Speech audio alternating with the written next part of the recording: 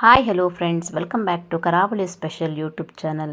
ಇವತ್ತು ನಾನು ಪ್ರಾನ್ಸ್ನ ಗ್ರೇವಿ ಮಾಡೋದು ಹೇಗೆ ಅಂತ ಹೇಳ್ಕೊಡ್ತಾ ಇದ್ದೀನಿ. ನೀವು ಫಸ್ಟ್ ಟೈಮ್ ನನ್ನ ಚಾನಲ್ನ ನೋಡ್ತಾ ಇದ್ದರೆ ಪ್ಲೀಸ್ ಸಬ್ಸ್ಕ್ರೈಬ್ ಮಾಡ್ಕೊಳ್ಳಿ. ಹಾಗೆ ನನ್ನ ವಿಡಿಯೋಗೆ ಲೈಕ್ ಮಾಡಿ ಮತ್ತು ನನ್ನ ವಿಡಿಯೋನ ಫ್ಯಾಮಿಲಿ ಮತ್ತು ಫ್ರೆಂಡ್ಸ್ ಜೊತೆ ಕೂಡ ಶೇರ್ ಮಾಡಿ. ಪ್ರಾನ್ಸ್ನ ಗ್ರೇವಿ ಮಾಡೋದಕ್ಕೆ ನಾನಿಲ್ಲಿ 400 ಗ್ರಾಮ್ ಆಗುವಷ್ಟು ಪ್ರಾನ್ಸ್ನ ತೊಗೊಂಡಿದ್ದೀನಿ. ಇದನ್ನು ಚೆನ್ನಾಗಿ ವಾಶ್ ಮಾಡಿ ಕ್ಲೀನ್ ಮಾಡಿ ಇಟ್ಕೊಂಡಿದ್ದೀನಿ. ಇವಾಗ ಇದನ್ನು ಒಂದು 10 ನಿಮಿಷ ಮ್ಯಾರಿನೇಟ್ ಮಾಡಿ ಇಟ್ಕೊಳ್ತಾ ಇದ್ದೀನಿ. ಇದಕ್ಕೆ ರುಚಿಗೆ ತಕ್ಕಷ್ಟು ಉಪ್ಪು, 1/4 ಚಮಚದಷ್ಟು ಪೆಪ್ಪರ್ ಪೌಡರ್, 1/4 ಚಮಚದಷ್ಟು ಅರಿಶಿಣದ ಪುಡಿಯನ್ನು ಹಾಕಿ ಇದನ್ನು ಚೆನ್ನಾಗಿ ಮಿಕ್ಸ್ ಮಾಡಿ ಒಂದು 10 ನಿಮಿಷಗಳ ಕಾಲ ಇದನ್ನು ಹಾಗೆ ಬಿಡ್ತಾ ಇದ್ದೀನಿ. ಟೈಮ್ ಇದೆ ಅಂದರೆ ಇನ್ನೂ ಸ್ವಲ್ಪ ಜಾಸ್ತಿ ಹೊತ್ತು ಕೂಡ ಬಿಡ್ಬೋದು. ನಂತರ ನಾನಿವಾಗ ಗ್ಯಾಸ್ ಮೇಲೆ ಒಂದು ಪಾತ್ರೆಯಲ್ಲಿ 1 ಕಪ್ ಆಗುವಷ್ಟು ನೀರನ್ನು ಕಾಯೋದಕ್ಕೆ ಇಟ್ಕೊಂಡಿದ್ದೀನಿ.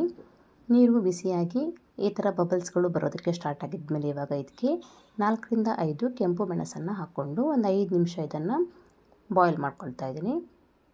ನಂತರ ಗ್ಯಾಸನ್ನು ಆಫ್ ಮಾಡಿ ಒಂದು 5 ನಿಮಿಷ ಅದನ್ನು ಹಾಗೆ ಬಿಡ್ತಾ ಇದ್ದೀನಿ, ಅದು ಸಾಫ್ಟ್ ಆಗೋದಕ್ಕೆ.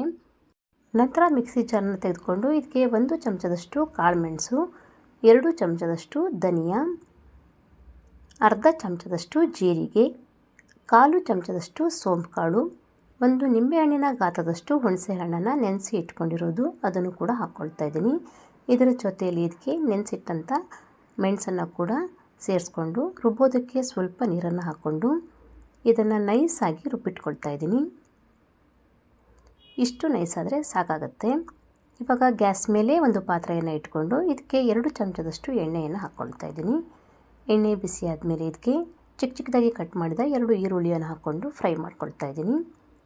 ಈರುಳ್ಳಿ ಚೆನ್ನಾಗಿ ಫ್ರೈ ಆಗಿ ಲೈಟ್ ಗೋಲ್ಡನ್ ಕಲರ್ ಬಂದಮೇಲೆ ಇವಾಗ ಇದಕ್ಕೆ ಚಿಕ್ಕದಾಗಿ ಕಟ್ ಮಾಡಿದ 1 ಟೊಮೊಟೊವನ್ನು ಹಾಕ್ಕೊಂಡು ಇದನ್ನು ಫ್ರೈ ಮಾಡ್ಕೊಳ್ತಾ ಇದ್ದೀನಿ.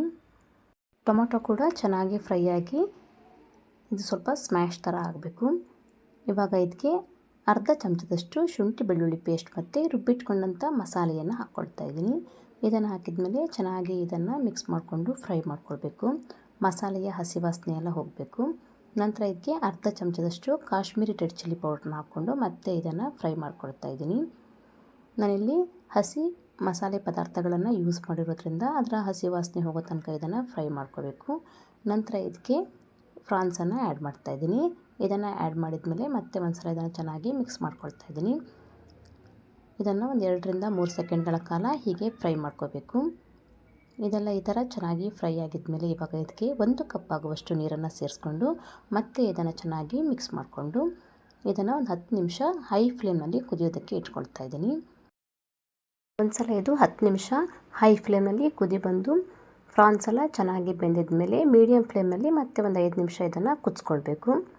ಇದು ಈ ಥರ ಚೆನ್ನಾಗಿ ಕುದಿ ಬಂದು ಮಸಾಲೆ ಎಲ್ಲ ಗ್ರೇವಿ ಹದಕ್ಕೆ ಬಂದಿದ ಮೇಲೆ ಇವಾಗ ಇದಕ್ಕೆ 1/4 ಚಮಚದಷ್ಟು ಗರಂ ಮಸಾಲ ಪೌಡ್ರನ್ನ ಹಾಕ್ಕೊಳ್ತಾ ಇದ್ದೀನಿ. ಇದನ್ನು ಹಾಕಿದ ಮೇಲೆ ಮತ್ತೆ ಒಂದು ಸಲ ಇದನ್ನು ಚೆನ್ನಾಗಿ ಮಿಕ್ಸ್ ಮಾಡ್ಕೊಳ್ತಾ ಇದ್ದೀನಿ.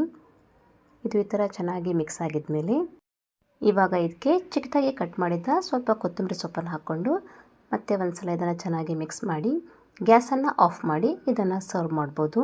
ಇದನ್ನು ಊಟದ ಜೊತೆ ಸೈಡ್ ಡಿಶ್ ಆಗಿ ಆದರೂ ತಿನ್ಬೋದು, ಇಲ್ಲಾಂದರೆ ಸ್ಟಾರ್ಟರ್ಸ್ ಥರ ಕೂಡ ಇದನ್ನು ತಿನ್ಬೋದು. ತುಂಬಾ ಚೆನ್ನಾಗಿರುತ್ತೆ. ತುಂಬಾ ಸಿಂಪಲ್ಲಾಗಿ ಇದನ್ನು ಮಾಡ್ಕೊಳ್ಬೋದು.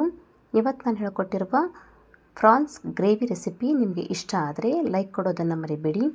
ಈ ಥರ ಸಿಂಪಲ್ಲಾಗಿರುವ ರೆಸಿಪಿಗಳನ್ನು ನೀವು ಕೂಡ ಟ್ರೈ ಮಾಡಿ ಹೇಗೆ ಬಂದಿದೆ ಅಂತ ನನಗೆ ಕಮೆಂಟ್ ಮಾಡಿ ತಿಳಿಸಿ. ನನ್ನ ಚಾನಲ್ನ ಹೀಗೆ ನೋಡ್ತಾ ಇರಿ. ನನ್ನ ರೆಸಿಪಿಗಳನ್ನು ಫ್ಯಾಮಿಲಿ ಮತ್ತು ಫ್ರೆಂಡ್ಸ್ ಜೊತೆ ಕೂಡ ಶೇರ್ ಮಾಡಿ. ಮುಂದಿನ ವಿಡಿಯೋದೊಂದಿಗೆ ಮತ್ತೆ ಸಿಗ್ತೀನಿ. Thank you so much.